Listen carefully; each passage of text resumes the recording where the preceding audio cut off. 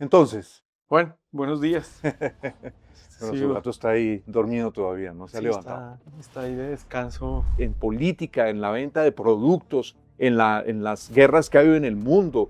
Piense usted cuál es el estilo de Trump, acelerar a todo el mundo. Ya les voy a aplicar unos aranceles y me voy a fregar si ustedes no se arrodillan ante mí. Y la mayoría se asustaron. Piensa usted que la Unión Europea firmó un acuerdo espantoso con Trump que muchos critican hoy, pero en cambio un país como China le metió freno a eso. Pensar requiere un tiempo, Así.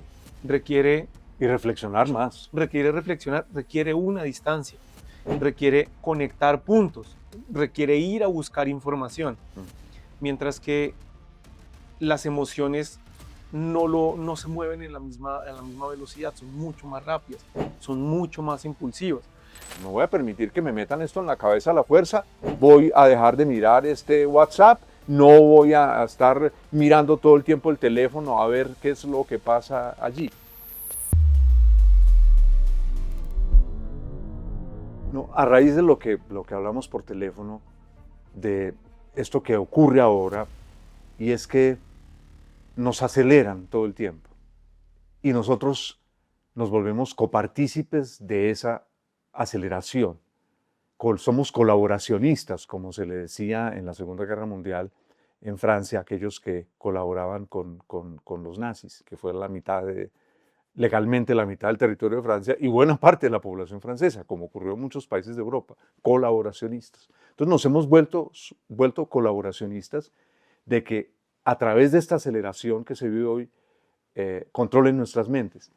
Y de pronto me acordé, después de que hablamos por teléfono, de una cosa que yo descubrí hace muchos años.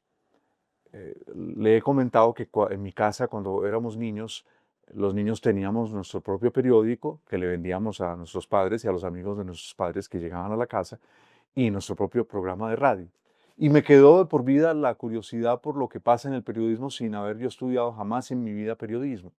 Y una vez encontré, no he logrado acordarme en qué libro fue eso, que lo que hizo famoso y lo convirtió en el gran presentador de la televisión de los Estados Unidos en los años 60 y 70 a Walter Cronkite, quien fue el presentador de televisión de noticias de la CBS News, y lo convirtió, para él fue creada o por él fue creada la palabra anchor, presentador de televisión. Y él se hace reconocido from coast to coast, como se decía en los Estados Unidos, de costa a costa, cuando en el día en que llega la noticia a las estaciones de televisión y de radio de los Estados Unidos de que ha ocurrido un atentado contra el presidente, es el año 63, noviembre, Kennedy, eh, pero no se sabe qué más ha pasado, porque inmediatamente se entra en un vacío informativo. Al presidente se lo llevan rápidamente para un hospital y entra allí y no hay ningún boletín de prensa, no se sabe nada, qué pasó.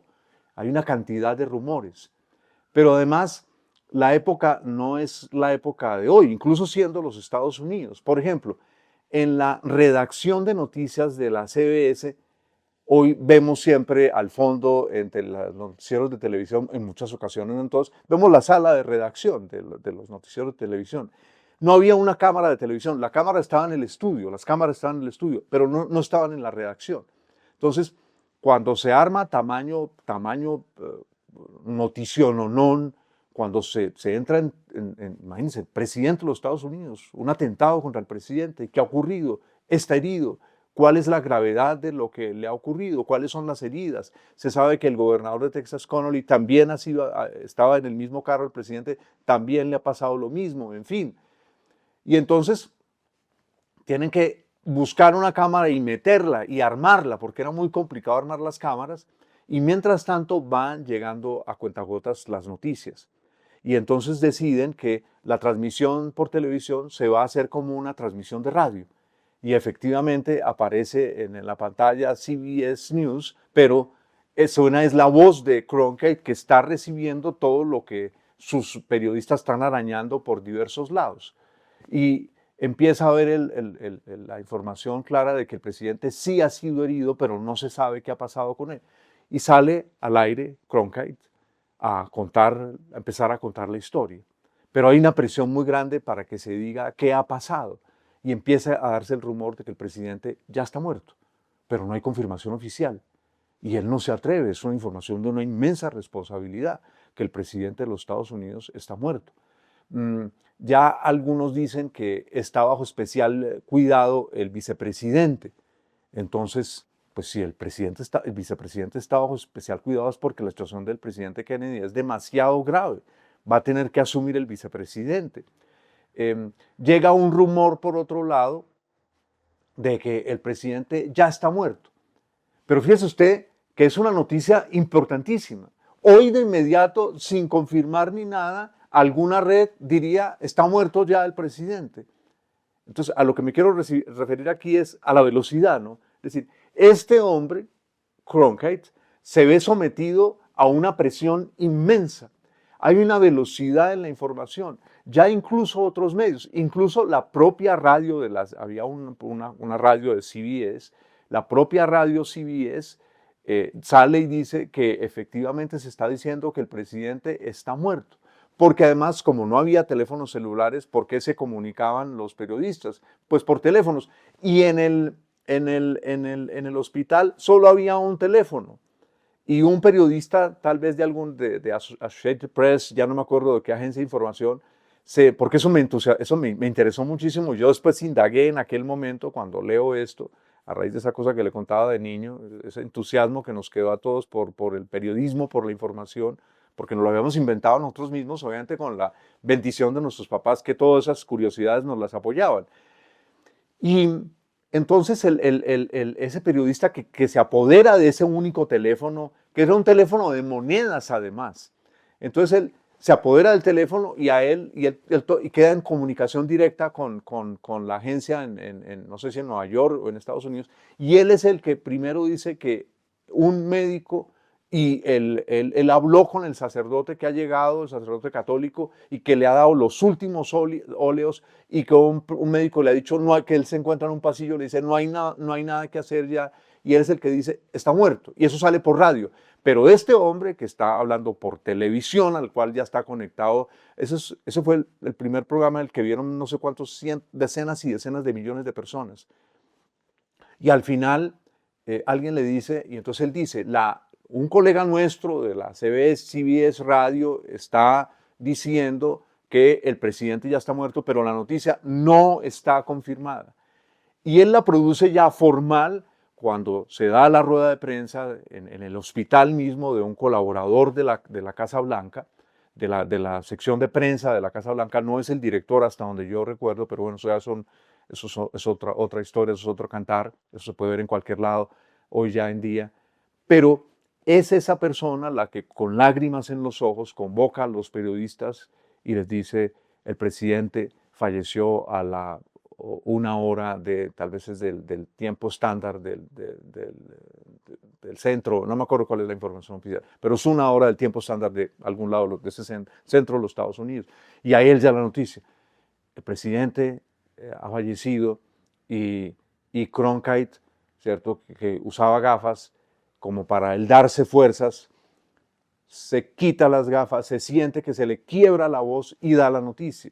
Ese es un ejemplo de alguien que sometido a una inmensa presión, porque obviamente estaba la presión de las llamadas, la presión seguramente de los directivos, ¿qué pasó? No vamos a dar la noticia, o la NBC o cualquiera de los competidores va a dar la noticia, logra sobrellevar esa presión y conducir la noticia con todos los rumores, pero informando, esto no es todavía información oficial, esto es lo que sabemos. Al final ya la cámara está prendida, ya no es solamente la voz, y es ante la cámara que le toca dar esa noticia. Ese es un ejemplo de profesionalismo, pero a mi juicio, y por eso lo recordé después de esa conversación que sostuvimos usted y yo por teléfono, sobre cómo nos aceleran hoy y cómo hay unos estrategas hoy en política, en la venta de productos, en las guerras que ha habido en el mundo. Piense usted cuál es el estilo de Trump, acelerar a todo el mundo. Ya les voy a aplicar unos aranceles y me voy a fregar si ustedes no se arrodillan ante mí. y la mayoría se asustaron. Piensa usted que la Unión Europea firmó un acuerdo espantoso con Trump que muchos critican hoy, pero en cambio un país como China le metió freno a eso y dijo, no, momentico, usted a mí no me va a asustar acelerándome todo. Mire cómo ha querido hacerlo con Irán, acelerando la información. Mire con Putin y con Zelensky. Ya ustedes me tienen que firmar un acuerdo de paz, y eso quedó en pura carreta. Pero por desgracia, la mayoría de nosotros no enfría las cosas, que significaría, por ejemplo, uno, no voy a permitir que me metan esto en la cabeza a la fuerza, voy a dejar de mirar este WhatsApp, no voy a estar mirando todo el tiempo el teléfono a ver qué es lo que pasa allí. Mire usted a dónde nos condujo esa conversación por teléfono. Pues, Juan, a raíz de esa conversación también estuve echándole cabeza. Y además ahorita que ha estado moviéndose el teléfono acá vibrando, yo tratando de ver cómo logro quitarle el vibrador y eso no funcionaba. Pero póngalo en otro lado, porque no, si no, no se va a desacelerar usted. Ya ahí lo puse en modo avión. Pero una cosa que a mí me llamó mucho la atención de conversaciones que hemos tenido y es tratando de entender por qué pasan ciertas cosas. Y una de las cosas a las que más trabajo le pusimos, sobre todo cuando también estuvimos hablando en política y analizando cómo hacer pues, cosas de las campañas, era que a las personas nos mueve mucho lo que nos emociona, lo que nos da miedo, lo que nos conmueve, pero no nos mueve igual de rápido lo que estamos pensando. ¿Sí? Digamos, eso hay una cosa que el cerebro funciona a ver, de una manera extraña. Esta última parte no la yo reacciono más a lo que siento que a lo que pienso, ¿cierto? Y eso es parte de lo que se da en esa aceleración de la que está hablando. Porque pensar requiere un tiempo. Ah, sí. Requiere... Y reflexionar más. Requiere reflexionar, requiere una distancia, requiere conectar puntos, requiere ir a buscar información. Mientras que las emociones no se mueven en la misma velocidad, son mucho más rápidas, son mucho más impulsivas. Por eso es que muchas veces uno encuentra que en los problemas, por ejemplo, en el tránsito o en la intolerancia, no es porque sea una persona agresiva en su vida diaria, sino que en ese momento tal vez el impulso lo llevó y no reflexionó lo que estaba pasando. Pero lo que hemos ido encontrando, y ahora que usted estaba contándome esa historia, vino a mi cabeza otra que me llama mucho la atención, y es, poco a poco hemos ido encontrando una serie de elementos técnicos que nos van acelerando, ¿sí? No hay la posibilidad... Incrementan la aceleración. Que no hay esa posibilidad de reflexionar. Hace un par de conversaciones estuvimos hablando de Núñez, de Rafael Núñez, el que fue presidente de Colombia, y en esas conversaciones salía que él vivía, le gustaba, comía mucha prensa, y por eso vivía en Cartagena, porque llegaba más rápido a que llegara el material aquí a Bogotá. Bueno, era cartagenero. Y era cartagenero. Pero cada vez uno encuentra unos elementos tecnológicos que llevan a que todo sea cada vez más rápido. Yo me acuerdo que cuando yo era niño en el colegio en primaria, una de mis profesoras nos dijo que se había ganado una beca para hacer como una especie de intercambio en Barcelona. Y entonces fue a Barcelona y nos dijeron, ¿por qué no le mandan una postal? Y yo me acuerdo que yo escribí una postal y se la mandamos por correo, y eso se demoró un tiempo, y después de un tiempo regresa la postal la tiene guardada mi mamá, y en la postal ¿Cómo está... les devolvieron la postal? ¿No le llegó la respuesta de ella, viene y tiene la postal tiene una imagen de Cristóbal Colón señalando como hacia América, y ella dice, mira, él está señalando donde tú estás, pero eso se demoró un montón de tiempo, ¿cierto? En llegar, esa comunicación se demoró un montón de tiempo. Y lo que hoy hemos estado viendo es que cada vez todo es más rápido, la gente procesa menos, la emoción está a flor de piel, pero y no logramos descifrar un montón de cosas. Y ahí viene la anécdota, porque no quiero que se me vaya a pasar. Pero no es que hayamos perdido la capacidad de procesar las cosas, no. Es que, ojo, porque ahí es donde nos están jugando a decirnos, no, la inteligencia humana es tonta, la verdadera inteligencia va a ser la artificial, ¿no? es que no nos estamos dando el tiempo para procesar las cosas. De acuerdo, Que y ahí es una para gran mí la diferencia, lección, claro. la lección Cronkite. Sí. Él se tomó el tiempo, estando bajo tamaña presión. Una noticia no solamente de impacto en los Estados Unidos, sino de impacto global por las consecuencias que de ella se derivaban. Hay una serie que me gusta mucho que se llama Los Americanos, sobre dos rusos que se infiltran en Washington y son espías. El matrimonio Es aquel. un matrimonio. Que viven, son... Están ahí viven en libres, Rusia, sí, ¿cierto? claro, sí, sí, sí. Y hay un momento donde los dos están en una operación así súper complicada. Él toma la decisión de enviarla a ella a la menos riesgosa y él asume la riesgosa. Y cuando él llega al lugar donde se van a encontrar y hacer la operación, se dan cuenta de que él había tomado la sencilla, se equivocaron en la lectura y la iban a matar a ella. Y en ese momento él sale corriendo y llama por un teléfono público a una central que ellos tenían, y esa central llama a un lugar y prende la alarma, y entonces uno dice, en este momento pues uno coge el celular y manda un WhatsApp y llama y manda un mensaje para que todo el mundo sepa y todo el mundo quede alineado, pero en ese momento no había esa tecnología. Y me llamó mucho la atención porque unas personas marcan una X en puertas de carros y sacan los carros a rodar por la ciudad tratando de que ella vea algún carro que tenga esa X y que ella sepa que está en peligro. Obviamente pues ahí es espionaje, hay un montón de cosas ahí, pero es parte de ese momento en el que en esa carrera, incluso en esa carrera contra los que van a matar a alguien, existía un momento para procesar y tomar en caliente unas decisiones que permitían moverse. Hoy, por ejemplo, y lo hemos visto con varios casos en diferentes lugares del mundo, donde a través de las redes sociales termina gestionándose, moviéndose una información que no necesariamente es cierta, pero que termina puede generar un problema de convivencia mucho mayor. Sí, pero con un elemento bien interesante, y es una equivocación decir que son las redes las culpables de todo esto. Una característica del mundo moderno es que todos los procesos se aceleraron.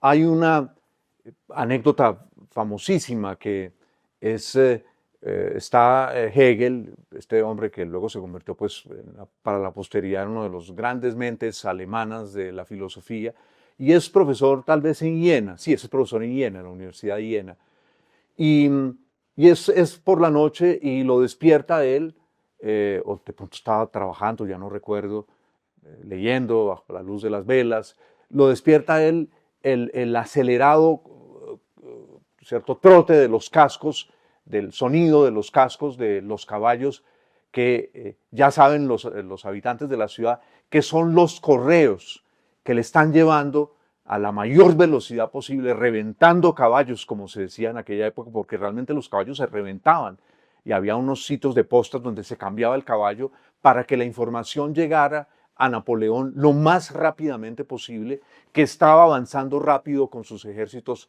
por la Europa de aquel entonces.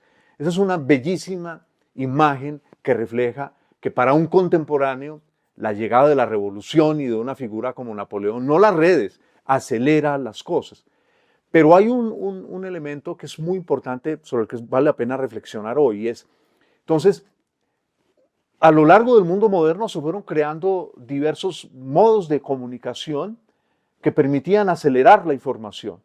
El telégrafo, que aceleró la información de manera considerable, los cables submarinos a finales del siglo XIX, comienzos del siglo XX, también para que se diera esa aceleración de la información, la prensa, que permitía que mucha gente tuviera información uniforme, en muchos lugares, lo que le daba a quienes eran los dueños de los periódicos un poder muy grande para incidir en la opinión pública.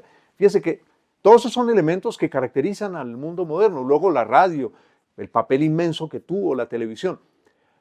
Y cada uno de estos medios, porque ahora se dice, es que son las redes las que están creando este tipo de figuras. Entonces, ¿cómo se crearon las figuras del pasado? Con un tipo de medios que permitía que se llegara a cada vez mayor número de personas y que la información estuviera presente. Piense usted, por ejemplo, en esa aceleración, esa historia extraordinaria que cuenta el escritor radicado en Inglaterra, austríaco, pero nacido en París y educado en Nueva York, hijo de todo este éxodo violento que generó la antesala de la Segunda Guerra Mundial, cuando él relata cómo vivía en París de niño y oye por la radio salir una voz que él sentía que esa voz adquiría una forma corpórea. Él hablaba alemán y esa voz era nada menos y nada más que la de Hitler. Y luego él le dedica a eso una obra que es las siglas Adolfo Hitler, Camino de San Cristóbal, que transcurre en un lugar imaginado de la geografía suramericana, porque de geografía suramericana Steiner no sabía nada. Y es cuando se descubre que Hitler está vivo y que vive en algún lugar de las selvas, como en la Guyana, con los indígenas. Y todos los servicios secretos del mundo, el Mossad, el servicio secreto de Rusia, de Estados Unidos, el de Francia, el de Inglaterra, se compiten por atrapar a esa figura porque todos tienen pavor. ¿Qué pasa si este hombre vuelve a hablar con esa voz poderosa? Pero sin la radio, Hitler no hubiera podido tener, ¿cierto?, el impacto que inicialmente tuvo. Entonces, esto ya viene de largo, de viejo. El problema contemporáneo es que ya ese instrumento está en las manos de uno todo el día. Esa es la diferencia.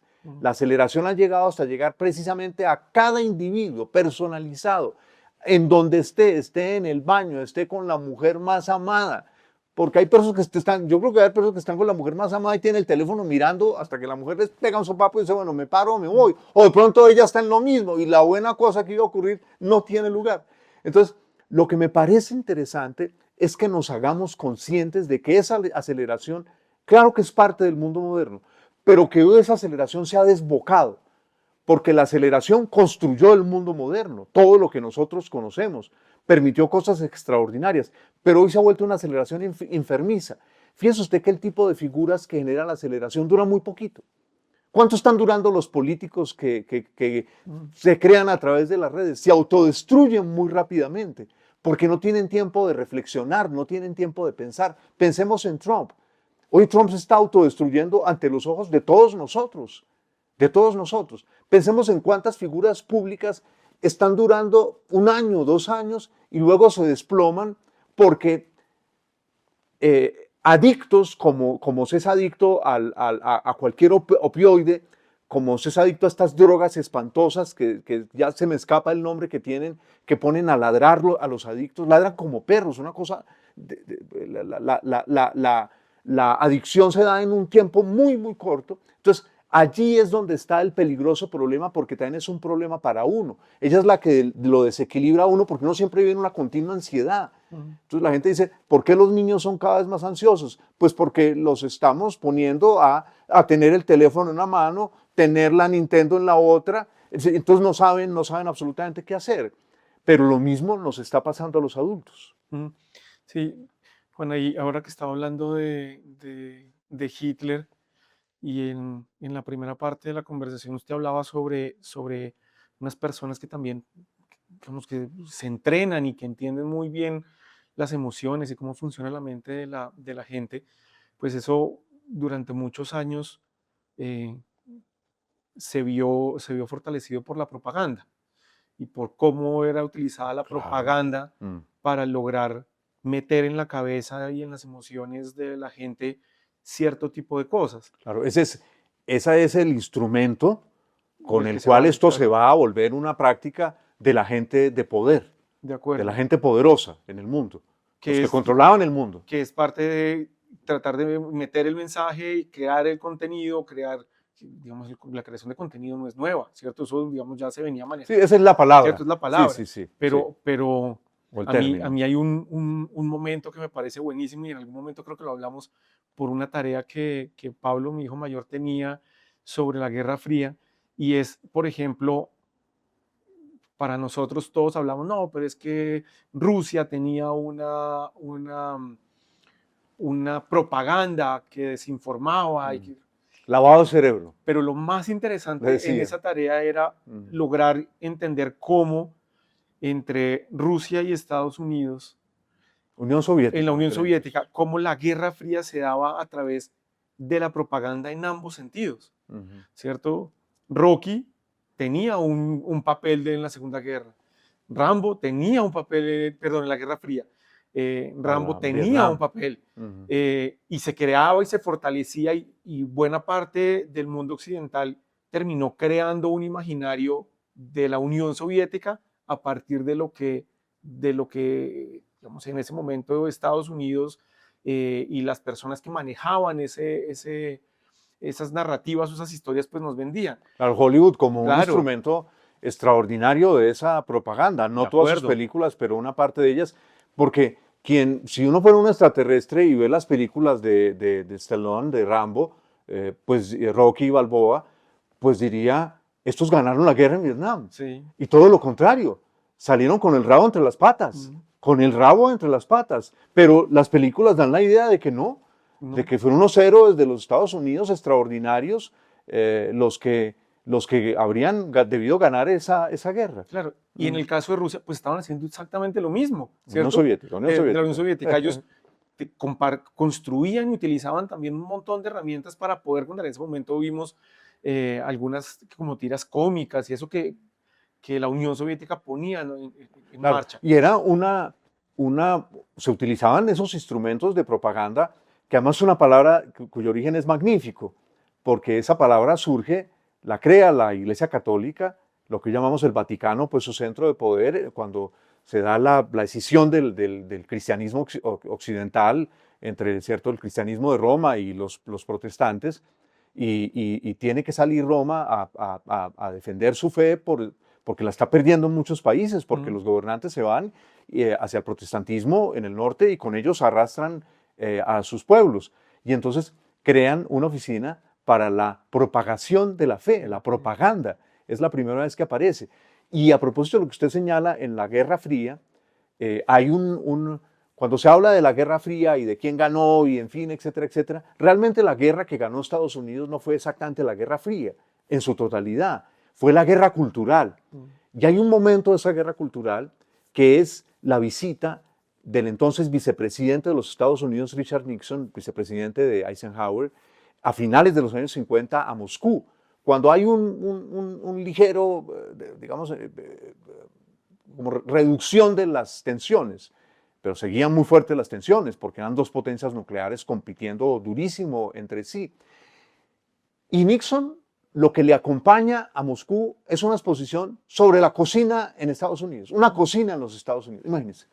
Es decir, sagazmente los norteamericanos, los estadounidenses se dan cuenta de que la Unión Soviética tiene algo profundamente distinto de Occidente como sistema político-cultural, y es que no es una sociedad de consumo, que estaba planteada para que la gran mayoría de la gente no consumiera cosas de masas, sino fue un proyecto interesantísimo, no funcionó, pero fue interesantísimo desde el punto de vista cultural, de que fuese la alta cultura, el ballet, la música, los museos, en fin, la ciencia, todo esto, lo que llegara a las masas. Entonces descubren, ahí hay una debilidad.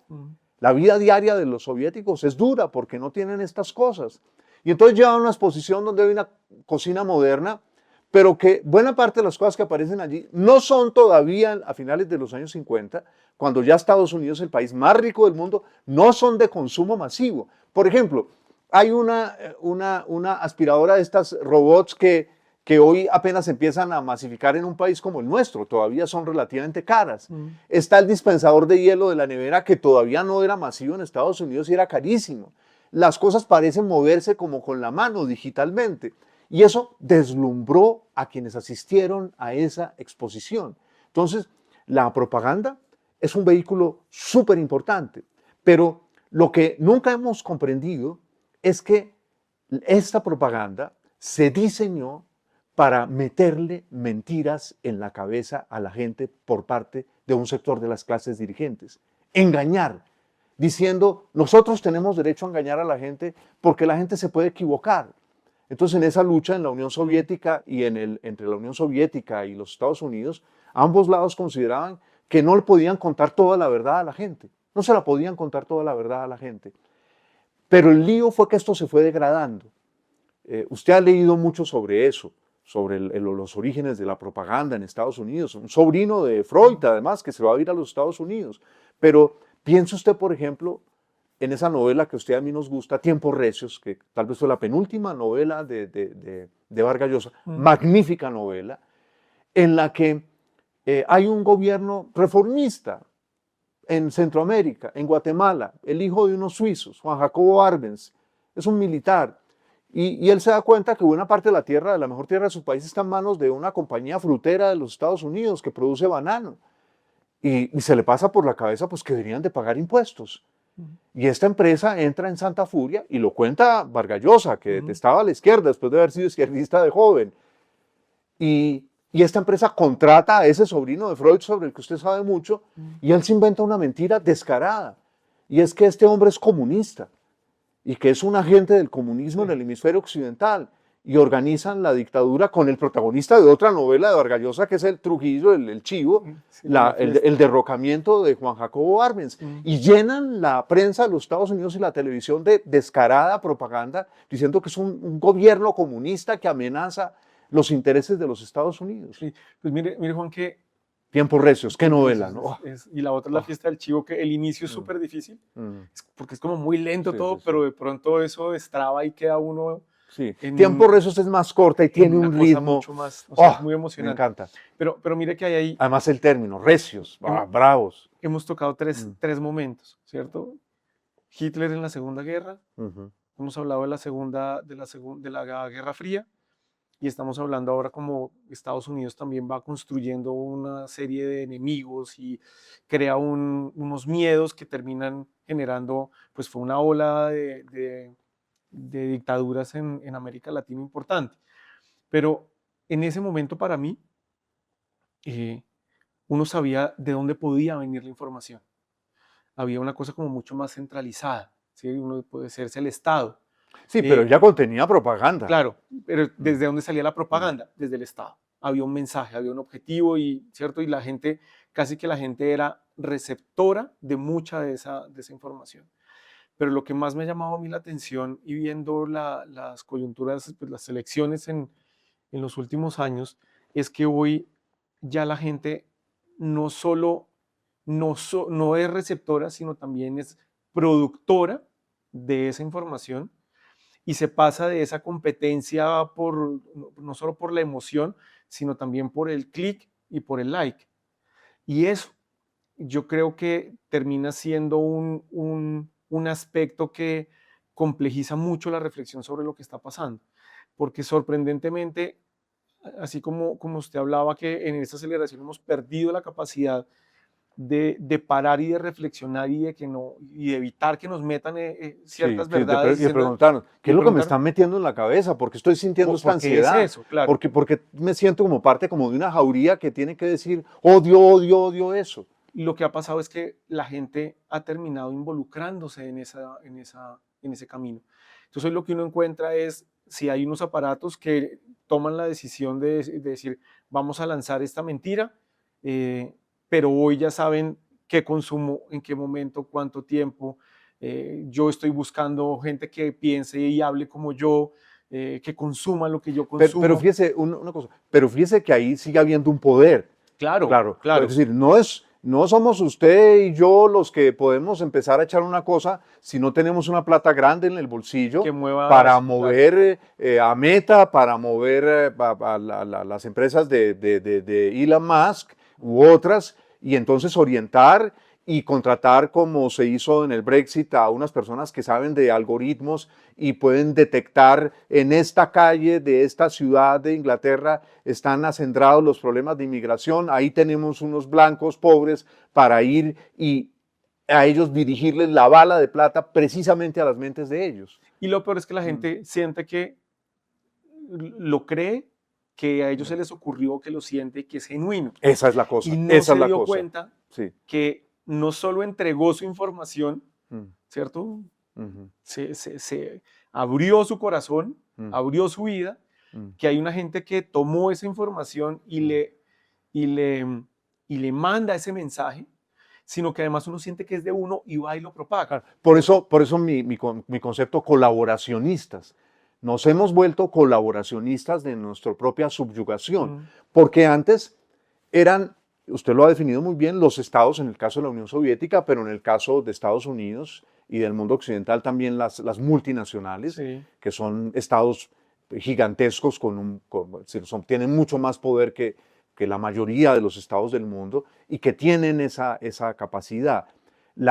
El problema para ellos es que ellos antes, ¿por dónde orientaban eso? A través de unos sistemas que controlaban o eran sus propietarios, o se jugaba con la idea de que aquí hay una amplia libertad de opiniones, pero se nos olvidaba que esas opiniones se daban dentro de un marco. En los años 50 en los Estados Unidos, pues pensemos en la persecución de tantos tipos de disidencias dentro de los Estados Unidos. En los años 70 en la Unión Soviética, aquellos que se entusiasmaron mucho con las ideas de Occidente y querían propagarlas dentro de la Unión Soviética, pues fueron o expulsados del país. El gran premio Nobel, Solzhenitsyn, que no era un pro-occidental, entre otras cosas, pero que quería contar la verdad sobre su propio país. Sí. Hoy eso está más disperso, sin duda, pero el asunto es que esos aparatos centrales, en algún momento esta dispersión descubrió cómo era la cocina esa horrenda donde se elaboraban las mentiras de esos sistemas de propaganda.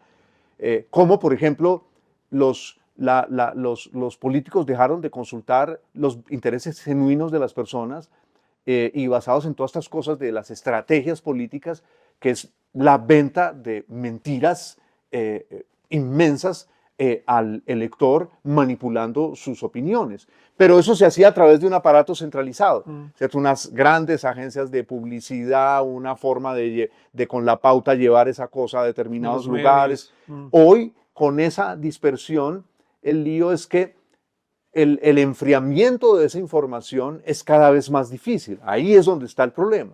Porque aquí uno podría de alguna manera abstraerse, pero eso no era de todas maneras tan fácil. No en balde, la mentira se convirtió en un acompañante de la vida política. Sí. Y mucha gente ya sabía que de antemano me están mintiendo. Pero al ponerla, fíjese que tenían la capacidad de dirigir a la gente, es que si usted no acompaña esto, va a estar otra cosa que es peor. Fíjese que hace décadas que la política estos estrategas dejaron de plantear que en realidad son mercenarios. Y así deberían reconocerse, porque trabajan para el que hoy trabajan para la de extrema izquierda y mañana pueden trabajar perfectamente para la extrema derecha, ¿no? Entonces, esa sistematización de la mentira es la que lleva a la gente hoy ingenuamente a pensar que en la medida en que puede expresar la opinión que le dé la gana e insultar a quien le dé la gana, es que ella está liberándose de esas mentiras, pero no se da cuenta que al entregarse a la pasión, porque ¿qué ocurre cuando te aceleran? No puedes enfriar tu ánimo. Todo el tiempo estás en un estado de agitación interior. Tu corazón está completamente agitado todo el tiempo. Entonces eres paradójicamente más fácil manipulable en más corto tiempo. De acuerdo. Con otro agravante, Juan, y es, durante muchos años se creyó que existía unas capacidades o unas condiciones especiales para que yo fuera una persona reconocida y tuviera como ese respaldo social. Y hoy la gente ha ido encontrando que en este acelere, que en esa manera de producir la información y que en esas corrientes que se están dando, no solo yo puedo tener ese reconocimiento, sino que además me pagan por eso. Y por eso está hoy tan de moda esa idea de lo viral, que es la gente ya no piensa, no disfruta y no hace nada sin pensar antes si esto que yo voy a hacer me trae X o Y beneficio. Y ese es otro de los caminos que toma esta conversación, porque esos agentes de propaganda, esas personas que están poniendo a rodar esas mentiras, han logrado encontrar un camino para que a través de lo viral, de la simplificación y muchas veces burda de algo, de una situación o de una reflexión o de una posición, se termine generando una ola de indignación, de rabia, de emoción, que genere el apoyo a una idea o el rechazo a otra. Y a mí eso es una cosa que me impresiona un montón hoy, ¿cierto? ¿Por qué? Porque la gente Uno los ve, hay gente que quiere hacerse viral con la comida, que quiere hacerse viral con su familia, ¿cierto? De todo. Y es parte de esas nuevas reglas de juego y ahí hay una cosa que yo no sé si se puede aplicar ahí, pero casi que el principio es, si no aprovecho yo este espacio, alguien más lo va a aprovechar, ¿sí? Entonces, ya hoy esta aceleración no tiene solo un contenido político, no solo tiene un contenido cultural, sino que ahora tiene un contenido económico para muchas personas que hace que sea tan difícil que la gente diga, uy, yo a eso me resisto porque, Sí. porque no gano. Pero allí hay varios elementos, sin duda, en lo que usted bien acaba de anotar. El viral es la palabra de moda, pero el fenómeno es de la comunicación humana a través de los siglos. El- Somos seres sociales, salvo pues que tengamos una personalidad especial o tengamos una dolencia muy terrible que nos aísle del resto de la gente, necesitamos mirar a otros. Hay una escena que a mí me conmueve mucho en una sociedad como la nuestra en que cada vez somos más los viejos y cada vez hay menos jóvenes y muchos menos niños, hay cada vez más gatos y perros que niños en los hogares, lo que a mí me conmueve profundamente, me entristece profundamente, y es, y es ver a los viejos que se sientan en las ventanas, en las ciudades, a mirar por ellas, a mirar, porque es ese deseo de seguir viendo a otros seres humanos. Entonces eso le da a la comunicación humana siempre esa capacidad de lo que se llamaba popularmente la radiobemba, es decir, del poder del chisme, del poder del rumor, porque necesitamos contarles a otros. Pensemos en todas las historias de los cuentos infantiles en que se dice, no se lo cuentes a nadie, pero alguien se va al bosque y lo grita irresistiblemente y se transmite, llega el viento se lleva esas palabras. Entonces, esa es la palabreja de moda, pero es el mismo sistema de toda la vida, hoy acelerado, porque desde tu propio lugar puedes difundir esas cosas. Y eso no está del todo malo, porque hay unas élites que degradaron la calidad de la comunicación, que la utilizaron exclusivamente para sus fines, los políticos o todo tipo de élites del mundo, para sus fines, ¿sí? Para ocultar una información, ¿sí? Para ocultarla, no se la podía contar a la gente. Hoy muchos de esos velos, muchas de esas cortinas que ocultaban eso, ese humo que ocultaba eso, ha caído. Y entonces eso le permite, ha plebeyizado la posibilidad de hacerse famoso. Antes los instrumentos para hacerse famosos pues estaban en manos de unos poderosos. ¿Sí? ¿Cuánto luchó Shakira por ser famosa? Se metió en Miss Cola, ¿en cuántas cosas no se metió? En unas cosas de infantiles o no juveniles. Lo luchó por diversos lados. Hoy en día, fíjese usted, una persona puede poner una determinada canción por una red y eso se puede disparar. Claro, no es todo el mundo. Entonces hay una plebeyización y eso no está del todo mal. Pero al mismo tiempo, eso entraña ese peligro inmenso y es que nos volvemos nuestros propios esclavistas. Nosotros nos esclavizamos a nosotros mismos, entregando la información de nuestras vidas. La gente dice, es que los algoritmos, pero ¿con qué información trabajan los algoritmos? Cuando la gente expone en las redes su vida, todos sus desengaños, sus amoríos, sus odios, está autodestruyéndose, porque es necesario que los seres humanos tengan una vida íntima. Cuando la gente todo lo exhibe, pone sus videos sexuales, recordemos cuántas cosas no han ocurrido. Entonces, el lío, para mí, el asunto grave no es que esto se plebeyice, que el que antes no tenía esa posibilidad la tenga, claro, que se creen unos medios, pero no debemos olvidar de todas maneras que hay unos poderes que tienen los recursos suficientes para meternos cosas en la cabeza. Yo estos días he estado viendo, no sé si ya tenemos que irnos a sí, propósito. Ya nos toca, toca ir a trabajar, sí, hoy es reunión. Sí, pero entonces dejemos a una pica en Flandes, como se dice, pero he estado viendo estos días, yo decía, pero ¿qué es lo que está pasando entre Ucrania y Rusia? Entonces, ¿quién está ganando y quién está perdiendo? Empezó a aparecer una información de que a raíz de los ataques con drones a la Rusia profunda, por llamarlo de alguna manera, las refinerías, Ucrania ya estaba ganando la guerra, y eso en toda la prensa de toda Europa, y ya ganando la guerra. Yo decía, pero bueno, ¿cuántos soldados ucranianos hay en estos momentos en territorio ruso? Sí, ¿qué conquistas está obteniendo Ucrania en el territorio? Y algo me decía, pero pero si con todo lo que Rusia ha bombardeado Ucrania, medio país está destruido y no se ha rendido ni se ha Sí. desplomado, ¿cómo se va a derrotar a Rusia destruyendo unas cuantas refinerías? Sí, hay colas para comprar combustible, no hay combustible en Crimea o lo tienen racionado. Luego veía las cosas de Rusia, pues usted sabe que estudio muy a fondo esa guerra y veo fuentes ucranianas, fuentes rusas, fuentes de muchos lados, chinas, occidentales, turcas. Veía las fuentes rusas y mostraban videos de avances pequeñitos, porque eso es una guerra de centímetros, pero y toma de ciudades en Ucrania. Y yo decía, no, aquí hay algo raro. Es decir, de los dos lados me están tratando de convencer de que ya están a punto de ganarla, pero esa guerra es distinta. Esa guerra parece ser de esas guerras como la guerra de los 30 años, la guerra de los 100 años que uno estudiaba en el colegio y que ya ni se acuerda por qué fue de 30, por qué fue de 100. Pero todo esto entonces para irnos a hacer las labores de cada día, para subrayar que cuán valioso es el que uno se atreva a pensar, cuán valioso es el que uno se atreva a reflexionar, porque probablemente no hay cosa más difícil para un país, para una gran organización, para un conjunto de individuos, para un individuo, que la autonomía, tener un mínimo de autonomía. Y hoy estamos entregando el mínimo de autonomía que tenemos así. Hagan ustedes con sus algoritmos lo que les dé la gana, manipúlenme como les dé la gana. Sí, la idea de poder pensar, digamos, qué hay detrás de esto que me están vendiendo, al menos como pregunta, para no acercarse de manera ingenua a la información que está llegando, Y no ¿cierto? ser, Y no ser no ser marioneta. marioneta, Sí, que de es a lo acuerdo. que nos están reduciendo. Juan, nos vemos entonces Bueno, pronto otra vez. feliz día. Feliz día, lo Sí, mismo. muy bien. Chao. Bueno.